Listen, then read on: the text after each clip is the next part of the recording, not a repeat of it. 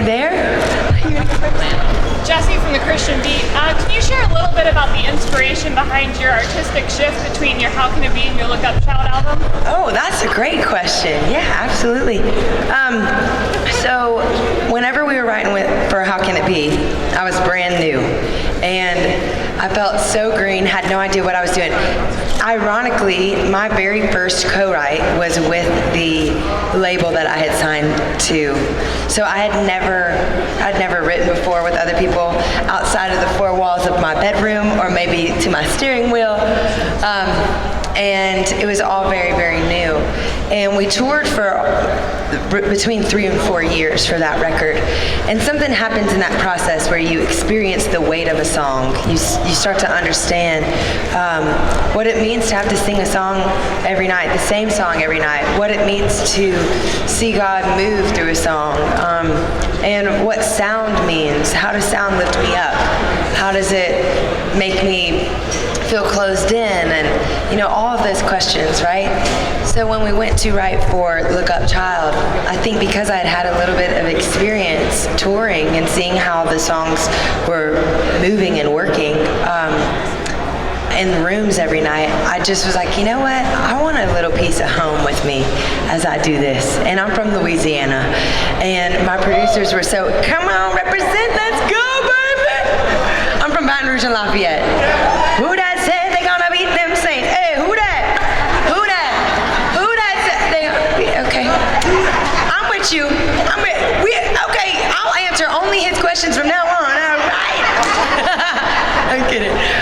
So all that to say, I went home. I stayed home for about 6 months straight. Didn't leave, and I just let where I came from kind of seep back into my bones, and I would walk around the pond at my parents' house and just talk to the Lord. And honestly, that's kind of where a lot of it started. Then I came back here and started writing with my producers. And I feel like what the Lord opened in my heart back home is what he got to complete here in Nashville with my producers. So that's kind of the backstory. Thank you.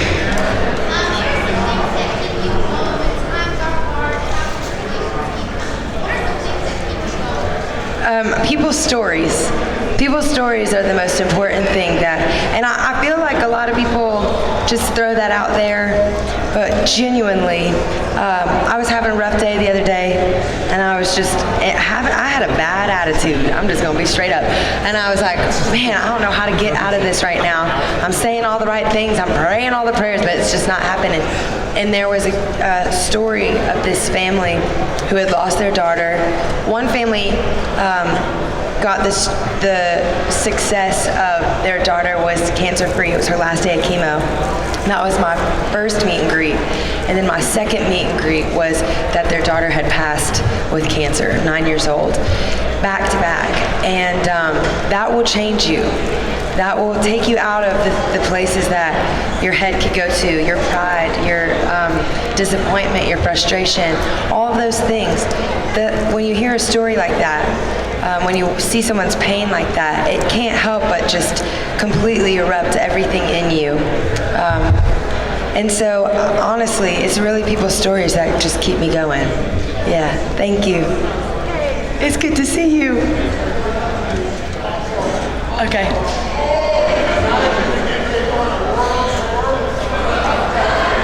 Oh my goodness. Okay, so when I was a little girl, I would always tell my mom, she would give us a $5 allowance every 2 weeks, okay? And I was like, all right, Mom, thank you for this. This is awesome. We'd scrub the toilets. And y'all want to know about work ethic? Just teach your kids to sweep a little bit. It'll be all good. And but all that to say, we would get a little allowance, and they taught us how to manage money. Well, they said, what do you want to do with your money? My sister, she's Imelda. I want to go shopping. I want some new shoes. But for me, I would say put it in the bank. I want to travel the world one day. And that started about 6 years old. And I feel like that is the Lord. He wielded that in my heart from a young age. And the first time I got to travel was to Brazil when I was 18.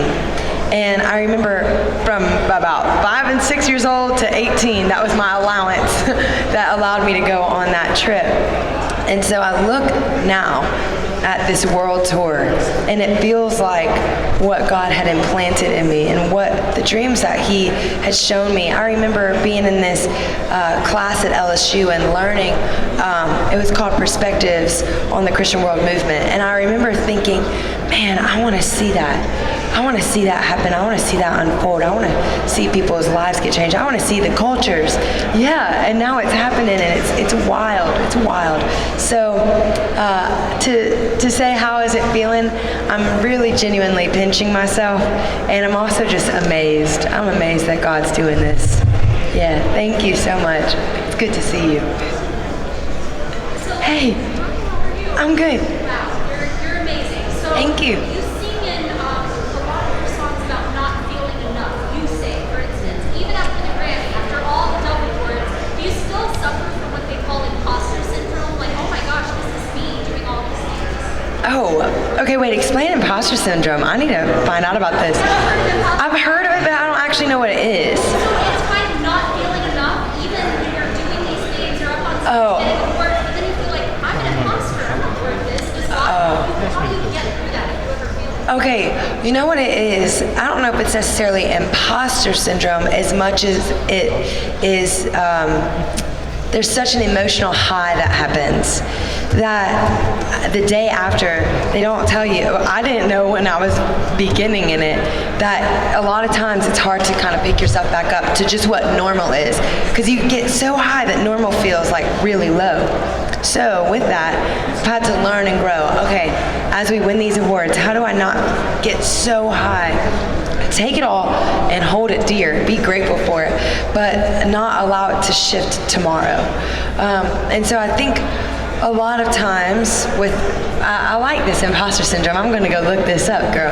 But I think about doubt. Sometimes with doubt, that's kind of the synonym, I guess, if you would say, for imposter syndrome. But yeah, there's times where you doubt. I think that comparison is a thief, and comparison can enforce doubt. Whenever you're, looking at the person next to you and saying, "Oh well, am I amounting to that? Well, I was nominated for 6 awards, but I only won 3. I only won 3." That all of that can start, right?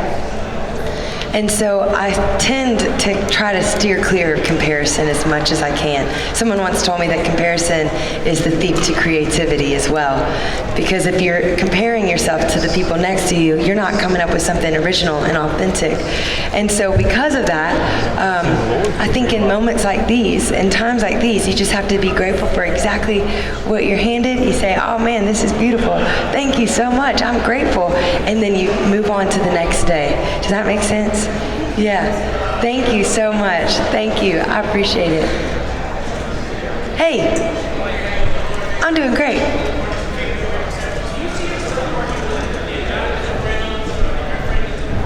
Oh yeah, I hope so. If they would have me.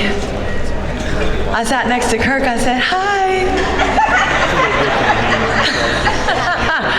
And Jonathan, man, he blew my mind.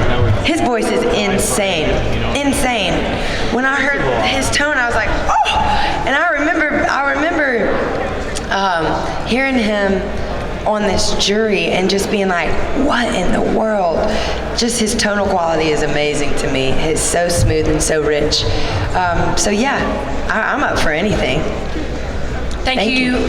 Thank you so much, everybody. Have a good night. Thank you, guys.